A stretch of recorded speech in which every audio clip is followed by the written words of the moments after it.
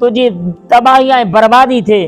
तो हुजूर मुस्तफ़ा करीम सल्लल्लाहु अलैहि वसल्लम उनखे जवाब न ॾिनो, बल्कि सतन आसमानन का मथे ला मकान का खुद खुदा रब्बुल आलमीन अल्लाह सुब्हानहु व तआला उन के उन जी इन अबू लहब जे गुस्ताखीअ ते जवाब ॾिनो।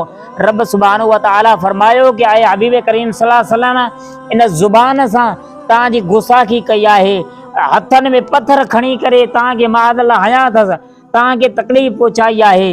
तब्बत यदा अबी लहबिन व तब, ऐं हबीब करीम सल्लल्लाहु अलैहि वसल्लम अबू लहब जा ॿई हथ तबाह ऐं बर्बाद थियनि ऐं ख़ुदि अबू लहब तबाह ऐं बर्बाद थी वञे। नाज़रीन सामीन किराम, उन हुज़ूर मुस्तफ़ा करीम सल्लल्लाहु अलैहि वसल्लम के पंहिंजे हथनि सां पत्थर खणी करे आका अलैहिस्सलातु वस्सलाम के हया रब सुब्हानहु व तआला फरमायो, जंहिं हथनि सां इन ज़ालिम मुंहिंजे हबीब करीम सल्लल्लाहु अलैहि वसल्लम के पत्थर हया, उन जा ॿई हथ तबाह ऐं बर्बाद थियनि।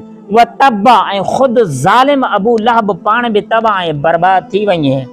मुंहिंजे हबीब करीम सल्लल्लाहु अलैहि वसल्लम जी गुस्ताखी करे मुंहिंजे हबीब सल्लल्लाहु अलैहि वसल्लम ऐं मुंहिंजे नबी जी गुस्ताखी करे उन चयो, तब्बन लका, तुंहिंजी बर्बादी थे। हबीब करीम सल्लल्लाहु अलैहि वसल्लम रब सुब्हानहु व तआला तव्हांखे त वॾे इज़त ऐं मक़ाम सां मर्तबे सां नवाज़ियो आहे। रब सुब्हानहु व तआला तव्हांजे ज़िक्र के बुलंद फरमायो आहे, वरफ़अना लक ज़िक्र वला सौफ़ युअतीक रब्बुक फतरदा वलल आखिरतु खैरुल लक मिनल ऊला। तव्हांजी हर पोइ वारी घड़ी पहिरें वारी घड़ी खां बहितर ऐं अफ़ज़ल ऐं आला हूंदी। तव्हांखे त रब सुब्हानहु व तआला रसूल बणाए, पंहिंजे हबीब करीम सल्लल्लाहु अलैहि वसल्लम बणाए, सभिनि नबियनि जो इमाम बणायो, सभिनि नबियनि जो सरदार बणायो। रब सुब्हानहु व तआला तव्हांखे नबूवत ऐं रिसालत ख़ातमुन नबिय्यीन वारे मनसब सां नवाज़ियो आहे। उन तव्हांजी गुस्ताखी कई, भले रिश्तेदारी में तव्हांजो चाचो ई छो न थिए, पर जेको तुंहिंजो न आहे उहो मूं ख़ुदा जो बि कोन आहे।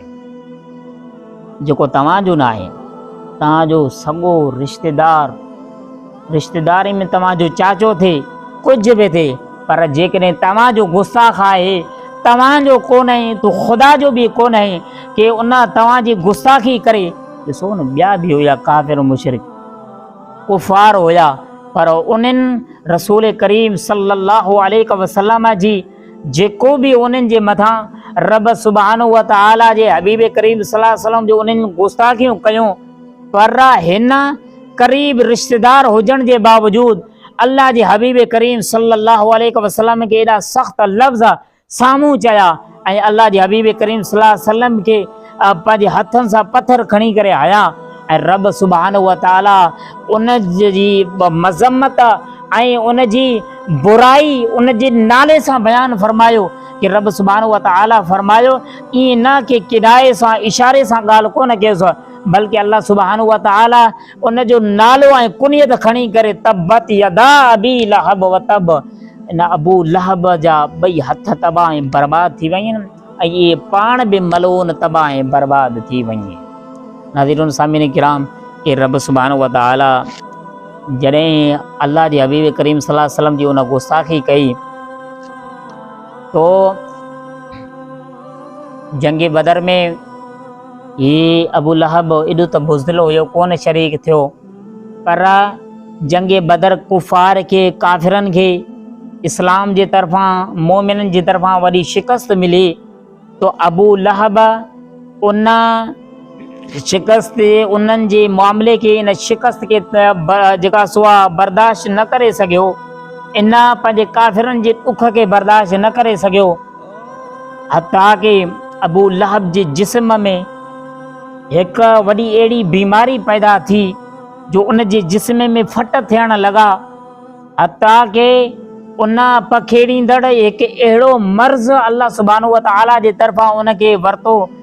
उन जे पुटनि उनखे खणी करे ॿाहिरि वञी करे कंहिं झंगल में उछलायो, मरी वियो उन झंगल में। कंहिं बि जेका सुआ उन जो सार ऐं संभार पंहिंजे पुटनि मंझां कोन लधो, एसी ताईं कि हुज़ूर मुस्तफ़ा करीम सल्लल्लाहु अलैहि वसल्लम जेका सुआ इन गुस्ताख के जॾहिं उहो मरी वियो, उन जे लाश के बि कंहिं कोन पुटनि मंझां संभारियो, ऐं जॾहिं उन जी लाश धप करण लॻी, ऐं उन जी लाश में जॾहिं बदबू पैदा थी, एॾो त बदबू पैदा थियसि जो रहंदड़ जेके बि पाड़े वारा हुया उन्हनि अची करे अबू लहब जे पुट खे तान करण लॻा, उन्हनि खे बुरो भलो चवण लॻा।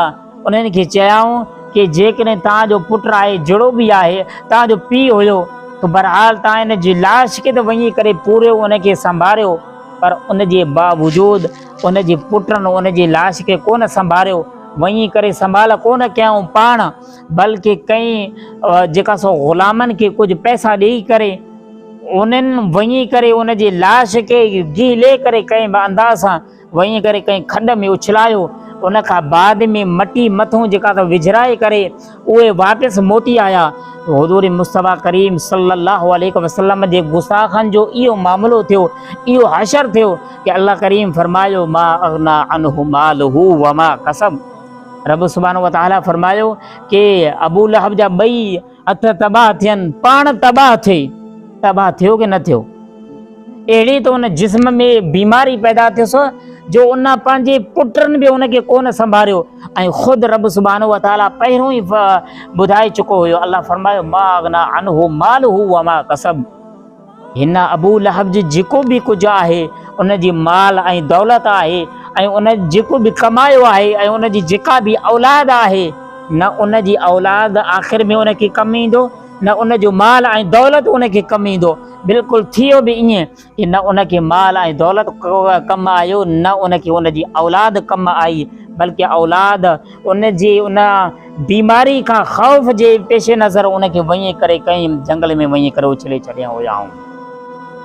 नाज़रीन सामीन किराम के अॼुकल्ह जेके बि मामला थियनि था कि ख़ुसूसन बिलख़ुसूस सोशल मीडिया जे दुनिया ते कि वॾा अफ़सोसनाक मामला आहिनि। हुज़ूर मुस्तफ़ा करीम सल्लल्लाहु अलैहि वसल्लम जी गुस्ताखी, आका अलैहिस्सलातु वस्सलाम जे माअज़ल्लाह एॾी त वॾी गुस्ताखी कई थी वञे, कॾहिं कहिड़े आड़ में, कॾहिं कहिड़े आड़ में, वरी उन असांजे जेका सो अवाम जे उन्हनि ज़हननि खे ख़राबु कयो थो वञे। कोई चए थो उन जी ज़हनी तवाज़ुन कोई कोन ठीकु हुयो, कोई चए थो त उन जी आईडी हैक थी वई, कोई चए थो हीअं थियो, कोई चए थो हीअं थियो। उलमाए किराम उन्हनि जेके बि बहाना कया, उलमाए किराम उन्हनि जे बहाननि खे ख़तमु करे छॾियो। किन चयो त जेका सो आईडी हैक थी, तो चयाऊं जवाब में आईडी हैक थी तो उन ज़ालिम जे मरण खां बाद में उहो पाण मरी वियो, लेकिन जेको आईडी हलाए पियो हैकर उहो त कोन मरी वियो आहे। उन जे मरण सां उन जी आईडी छो ख़तमु थी? उन जी आईडी ॿियो कोई छो नथो हलाए? तो इन मां मालूम थियो कि उन जी आईडी ज़ालिम जी हैक कोन थी हुई, बल्कि उहो पाण ई आईडी हलाए पियो। ओॾे वरी माण्हू चवण लॻा उन जी ज़हनी तवाज़ुन ख़राबु हुई। तो उन जो जवाबु इहो ॾिनऊं, ज़हनी तवाज़ुन ख़राबु हुयुसि कंहिं वॾेरे खे छो न ॻाल्हायईं, कंहिं जेका सो पंहिंजी पीउ माउ खे घटि वधि छो न ॻाल्हायईं? जॾहिं हर कंहिंजो ज़हनी तवाज़ुन ख़राबु थिए, अल्लाह जे हबीब करीम सल्लल्लाहु अलैहि वसल्लम जी वञी करे जेका सो बेफ़रमानी माअज़ल्लाह गुस्ताखी ऐं बेअदबी कंदो रहे। ज़हनी तवाज़ुन में पंहिंजे माउ पीउ खे छो नथा घटि वधि ॻाल्हाइनि सोशल मीडिया ते? कंहिं वॾेरे खे या कंहिं जेका सो वज़ीर आज़म खे छो न तो घटि वधि ॻाल्हाइनि? ज़हनी तवाज़ुन ख़राबु थिए तो हुज़ूर सल्लल्लाहु अलैहि वसल्लम जी बेअदबी कनि। किथां जो जेका सो इहे मामलात आहिनि, किथां जूं ॻाल्हियूं आहिनि, ख़ामख़ा जेका सो अवाम जे ज़हननि खे ख़राबु कयो थो वञे।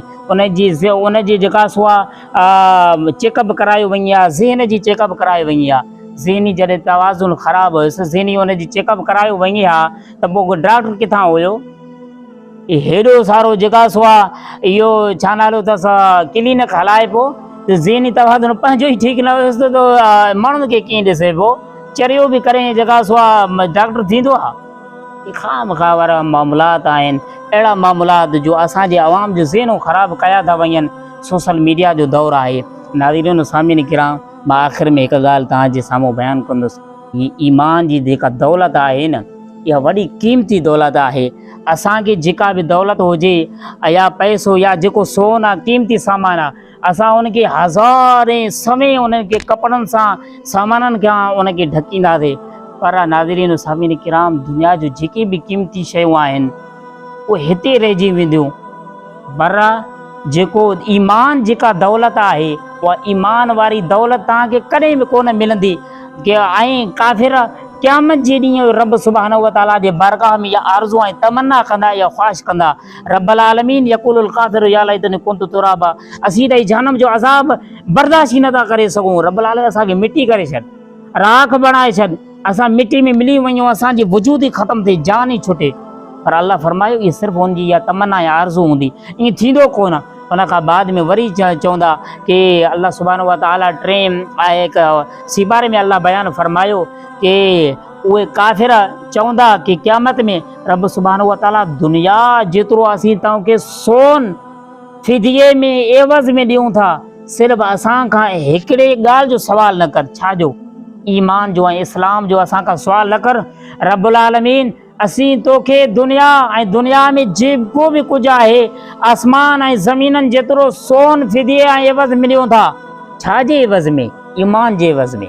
काफ़िर अल्लाह जे बारगाह में चवंदा ईमान जे एवज़ में असीं तोखे सभु कुझु ॾियूं था, पर असांजो अॼु ईमान जो असां खां जेका सो पुछा न कर, तो रब सुब्हानहू व तआला फरमाईंदो उन्हनि जे उन मुतालबे खे जेका सो क़बूल न कयो वेंदो, जेका आख़िरत में तव्हांखे कमु ईंदो उहो तव्हांजी ईमान तव्हांखे कमु ईंदो, तव्हांजो इस्लाम तव्हांखे कमु ईंदो।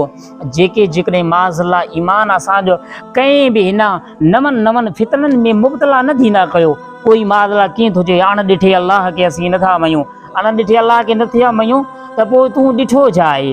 हुज़ूर मुस्तफ़ा करीम सल्लल्लाहु अलैहि वसल्लम खे ॾिठो, आका अलैहिस्सलातु वस्सलाम जेका सो सहाबे किराम खे न ॾिठो, अहले बैत खे न ॾिठो, ताबीईन तबे ताबीन उन्हनि खे बि न ॾिठो, तो फलिहाज़ा तूं त घणनि खे न ॾिठो, तो जॾहिं पोइ त माज़अल्लाह जॾहिं ख़ुदा खे न मञे त सभिनी खे न मञे, पोइ तुंहिंजो ईमान छाजे मथां आहे?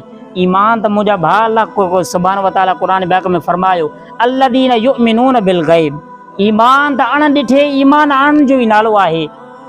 तो जेका सो ख़ुदा खे ॾिसी कीअं सघंदे? कई अहिड़ा जेका सो दुनिया में ख़ुदा खे ॾिसणु सिर्फ़ु अल्लाह जे हबीब करीम सल्लल्लाहु अलैहि वसल्लम जो ख़ासियत ऐं उन्हनि जी ख़ुसूसियत आहे। अल्लाह सुब्हानहू व तआला असांखे इन्हनि नवनि फितननि खां, इन आज़माइशनि खां अल्लाह असांजी हिफ़ाज़त फरमाए। व आख़िरु दावाना अनिल हम्दुलिल्लाहि रब्बिल आलमीन।